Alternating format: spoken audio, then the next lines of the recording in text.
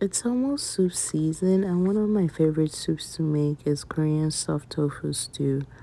Mostly because the ingredients are pretty easy to find at my local Korean grocery store, but I usually still make my own sauce. The first thing I usually add is gochujang or Korean red pepper paste, which should be easy to find at your local Korean/Asian grocery store. Next up is gochugaru or Korean red chili flakes. I don't usually measure, I just put a capful. Up next is some soy sauce. I use the Kikkoman brand, and for that I just put about a third of a cup. Next up is some sesame oil, and for this I put just a little bit, not quite a third of a cup. And lastly, just a little bit of sugar. Then you mix all that up until it's all combined. Set the sauce aside and add some sesame oil to a pot. Let that heat up a little bit and then start adding your protein of choice. I use pork belly, but you can use whatever protein you want.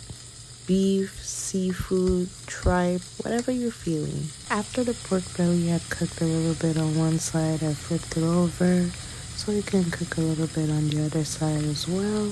Since the pork belly was a little bit of longer strips, I cut them into smaller bite-sized pieces so I can have a little bit of pork belly in every bite of soup. Then I sprinkle a little bit of salt for taste. Then it's time to start adding in some veggies. First I go in with the white part of my green onion and some regular onions. Mix that all together. Then up next was some bean sprouts. Here I was debating if I wanted to add it all. Then I ended up adding everything because eventually it'll all cook down. Next I went in with some gnocchi mushrooms. Then I just gave it a little mix to get everything separated. And while that's cooking down, it's time to get our soup packet ready. This soup packet comes with just two things, a block of tofu and some of the sauce. I usually go in with the sauce that comes with the soup packet first before going in with some of my homemade sauce. Then I just mix it all together and let it cook down a little bit before going in with some water to cover the veggies. Bring the soup to a boil, and once it's boiling, it's finally time to add in the tofu. I like to have tofu in every bite of soup, so I usually get an extra block of tofu at the store. Add in the extra tofu, and then I would usually just go in with a spoon to break down the tofu even more.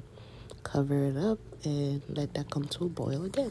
I usually eat this with rice, and for my rice mixture I go in with about a cup and a half of white rice and then a half cup of black rice. Black rice is very rich in fiber, that's why I usually use this mixture. I then wash my rice, add a little bit of salt, and then leave it to cook in the rice cooker.